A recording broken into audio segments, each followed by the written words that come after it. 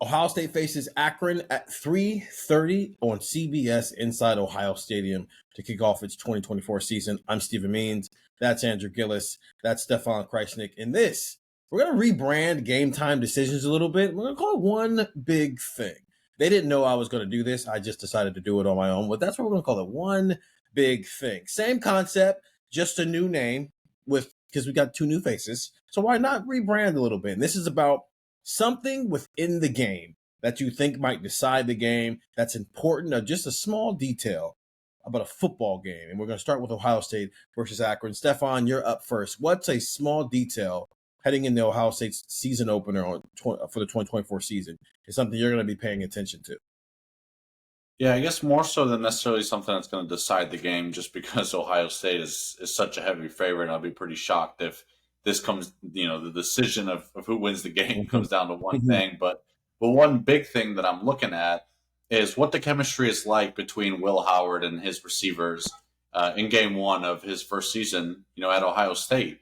There's high expectations of what he can do with the offense and kind of the next step that unit can take after maybe, being a bit flawed last season. And you bring in Will Howard, and as high as the expectations are, and I know the three of us have talked about the possibility of him being a Heisman finalist, things have to click, right? And it is still his first season at Ohio State after transferring from Kansas State. So I want to see what's the timing like with some of his receivers that he's getting a chance to get game action with for the first time. Is there a pass that kind of just lands in the middle of the field and you're like, what was the receiver doing on that route? Or was the receiver running the right route and Will Howard had it wrong, right? Like there's those little things that, maybe might not matter in a game against Akron, but if you got miscommunication when you're facing Oregon or Iowa or Michigan or Penn State, that kind of stuff could decide a game. So I want to see what's the chemistry like early in the season, what's kind of left to still work out, in terms of kind of how in sync Will Howard is with his receivers. That's something I'm going to keep an eye on in this game against Akron. Expecting things to maybe not be perfect in week one for a new quarterback who's only been here for 9 months. I think that's a quality point there. So mine is based off of something Ryan Day said on his radio show on Thursday when he was talking about, it's been a thing, right? Ohio State has not had a punt return for a touchdown since November 22nd, 2014, when Jalen Marshall did it. It hasn't had a kick return for a touchdown since 2010, when Jordan Hall had an 85-yarder for a touchdown against Michigan, ironically enough. But I'm going to focus on the punt one because the kick return one, it's just turned into I'm going to wave my hand in the air and we're going to put our offense on the field.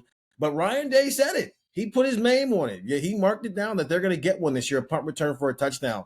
Jalen Ballard and Cardinal Tate are going to handle kick returning duties, which would more than likely just be mostly Jaden Ballard in those situations. But it's a run of different guys who might be the punt returners, but I think it'll mostly be Emeka Egbuka and Brandon Ennis. And I think that just might be the role where Brandon Ennis is a star in when you're looking at the rest of the wide receiver core, Andrew and Stefan, where if the top three are Emeka Egbuka, Jeremiah Smith, and Cardinal Tate, and you're trying to figure out, okay, where can Brandon Ennis, if he's forcing his way onto the field as a wide receiver, but where can he really be a star at for Ohio State in 2024? It's maybe as a return specialist to be a little special. And when we talked with the wide receivers a couple of weeks ago, he talked about, I want to end that drought.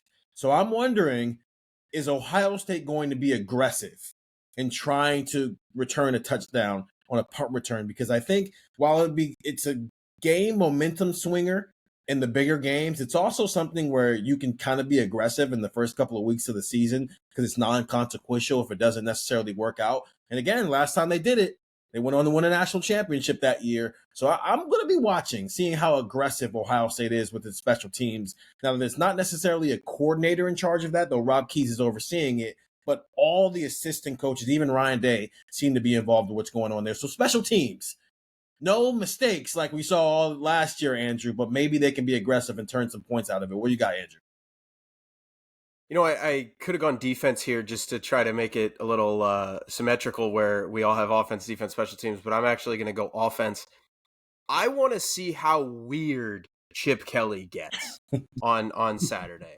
I want to see we have been talking about this offense as if they could run out. Like, remember last year when Jim Knowles, I know I'm tripping over my words, but because I know last year Jim Knowles came out in the opening press conference and said, who knows what Indiana could do? They could run the triple option. And he was kidding. And Indiana actually ran the triple option.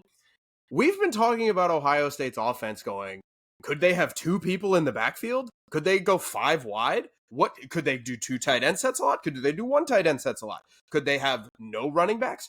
3 running backs? Could they do the wing T thing that they did in the spring? We've talked all spring, all summer, ever since they hired Chip Kelly about what this offense is going to look like.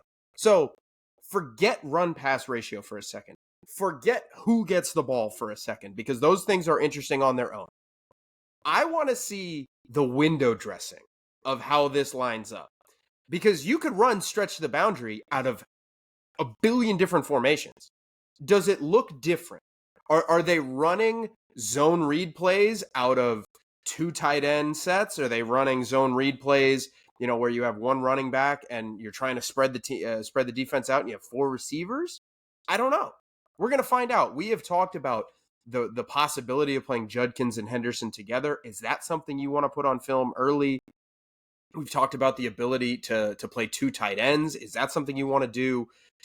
I think we might get a little bit of everything. We might get some trail mix of Chip Kelly on Saturday. I think you might just reach your hand into the bag and get whatever comes out. And I'm very curious to see how this plays out, because, again, we've talked about him in such effusive ways of just how good he is as a play caller, how unique he is as an offensive coordinator, the type of offense he likes to run.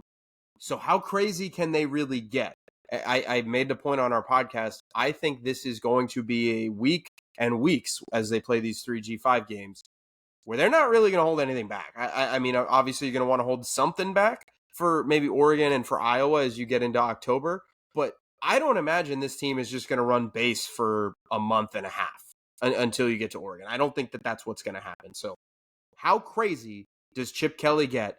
And what do we have to talk about after the game about, did you see this formation in the second quarter? Well, what about this one? Well, what about that one? I want to see all that.